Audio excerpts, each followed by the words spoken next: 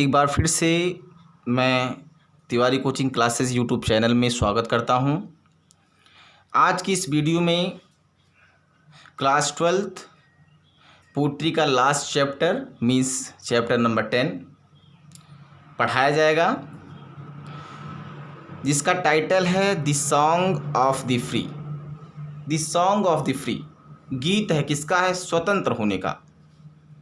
व्यक्ति स्वतंत्र कैसे हो सकता है, या स्वतंत्र रहने पर, स्वतंत्रता से कार्य करने पर उसके क्या रिजल्ट होते हैं, और किसी के अंदर रहने पर, किसी के अंतर्गत, किसी के आदेश से कार्य करने पर क्या उसके रिजल्ट होते हैं, ये बताया गया है।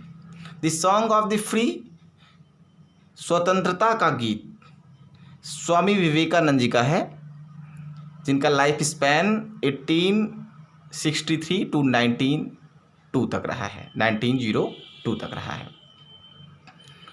आपको बताया गया है कि true words never meet to an order. कहने का मतलब जो वास्तविक गुण होता है, जो सच्ची कला होती है, वो कभी आदेश से नहीं पनपती है, आदेश से कभी नहीं निखरती है, आदेश से कभी प्राप्त नहीं होती है। यदि एक व्यक्ति बहुत ही अच्छा गीत गाता हो, लेकिन यदि वो आदेश से गाता है, किसी के कहने से गाता है और स्वयं से गुनगुनाता है, तो उसमें बहुत सारे अंतर हो जाते हैं। तो स्वतंत्र होकर के यदि अपने काम को कर रहे हैं, वो परफेक्ट होता है। आप कह सकते हैं कि वह अपने सब पूरे जितना भी व्यक्ति के अंदर गुण होता है, वह संपूर्ण गुण जो है, संपूर्ण प्रतिभा जो है, संपूर्ण ताकत जो है उस कार्य में लग जाता है। यही उद्देश्य है कवि का कि स्वतंत्रता का गीत। स्वामी विवेकानंद के विषय में थोड़ा जानते हैं। स्वामी विवेकानंद का जन्म 1863 ईस्वी में हुआ था, 12 जनवरी को, एक अच्छे परिवार में, कलकत्ता के एक अच्छे परिवार में।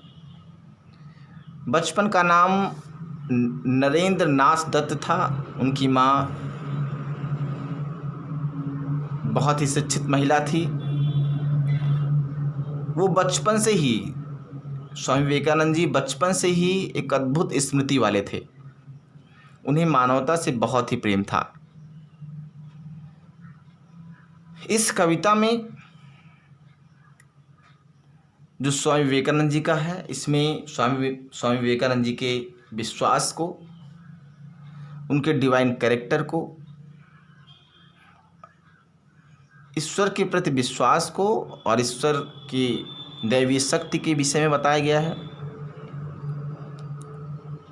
कवि कहता है कि मनुष्य का जीवन जो है कठिनाइयों से भरा हुआ है, परेशानियों से भरा हुआ है, फिर भी हमें कभी भी उन परेशानियों से, उन कष्टों से दुखी होकर के अपने कर्तव्य पथ से अलग नहीं होना चाहिए, कर्तव्य पथ से विमुख नहीं होना चाहिए। हमें निरंतर परेशानियों को सहते हुए, कष्ट को सहते हुए, झेलते हुए अपने कर्तव्य पथ पर अडिग रहना चाहिए, निरंतर हमें आगे बढ़ना चाहिए। कवि जो है कविता की प्रथम पंक्ति में, प्रथम स्टैंजा में कहता है, the wounded snake its wood unfurls, the flame started up doth blaze, the desert air resounds the call. क्या कहता है कवि? वाउंडेड स्नैक, घायल सर्प अपने फन को फैला लेता है। यदि किसी सर्प को यदि मारते हैं आप, जब वो घायल हो जाता है तो क्या करता है? उसके अंदर जो समस्त शक्तियाँ होती हैं, जो गुण होता है, उस समस्त शक्तियों का प्रयोग करते अपने फन को फैला लेता है, क्रोधित हो जाता है, फुफकार करने लगता है। वुड अनफल्स, अपने फन को फैला लेता है। The flame started up doth blaze, कहा कि बुझती हुई आग को यदि कुरेद दिया जाता है तो उसकी ज्वाला जो है भभक जाती है, उसमें और अधिक चिंगारी आ जाती है, उसमें और अधिक प्रकाश हो जाता है। The desert air resounds the calls, यदि मरुस्थल में, डिजर्ट में यदि आवाज़ दिया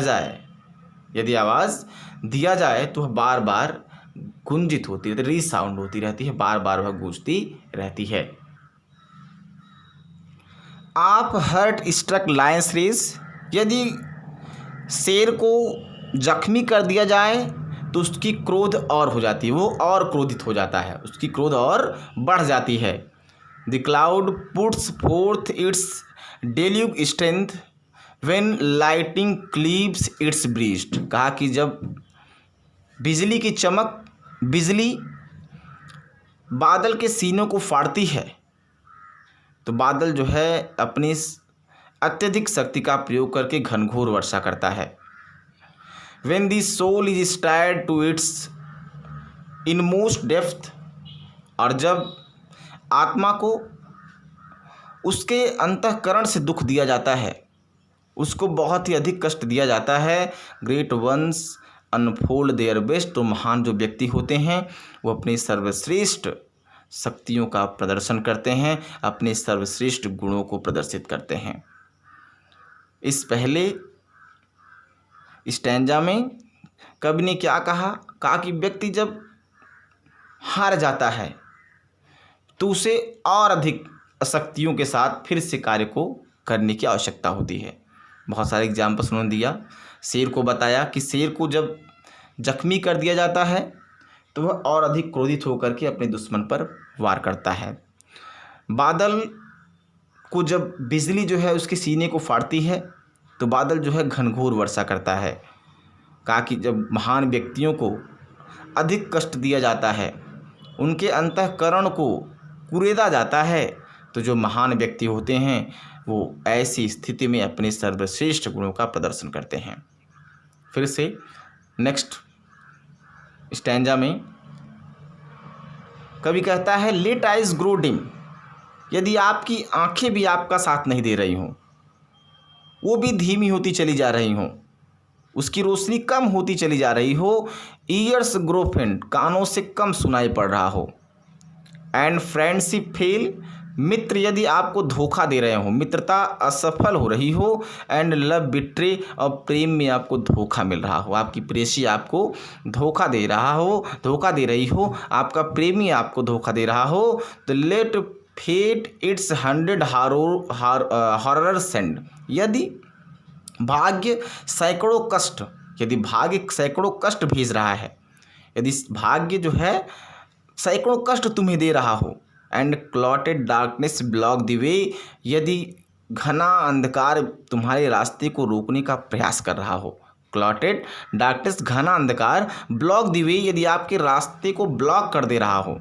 रोक दे रहा हो, and nature wear one angry frown to crush you out, यदि प्रकृति भी तुम्हें पूरी तरह से साफ करने के लिए, पूरी तरह से नष्ट करने के लिए क्रोधित हो गई हो, स्टिल नो माई सोल, हे मेरी आत्मा, फिर भी तुम जानते रहो, यू आर डिवाइन, कि तुम दैवी हो, यू आर डिवाइन, तुम दैवी अंश हो, you are part of God, तुम ईश्वर के अंश हो, ईश्वर के भाग हो, मार्च ऑन एंड ऑन, निरंतर प्रगति पथ पर रहो, निरंतर आगे बढ़ते जाओ, मार्च करते रहो, नॉर राइट नॉर लेफ्ट, न तो दाएं न तो बाएं, बट टू दी गोल, लेकिन सीधे अपने गोल की तरफ, टारगेट की तरफ, लक्ष्य की तरफ, हमेशा अपने लक्ष्य की तरफ आप आगे बढ़ते जाइए, आप पीछे न हटिए, लक्ष्य को साध करके रास्ते में आए सभी कठिनाइयों का सामना करते रहिए, सभी समस्याओं को झेलते रहिए, कितना भी आपका कोई साथ छोड़ रहा हो,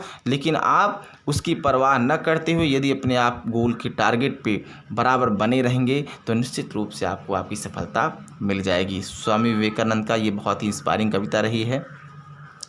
इस कविता के माध्यम से उन्होंने लोगों को यह समझाने का प्रयास किया है कि मनुष्य के अंदर जो होता है एक नेचुरल पावर होता है, एक नेचुरल प्राकृतिक शक्ति होती है, जो हमारी आत्मा है वो प्रकृति का अंश है, इसलिए हमें बिल्कुल घबराना नहीं चाहिए, किसी भी स्थिति में हमें अपने लक्ष्य से भटकना नहीं चाहिए।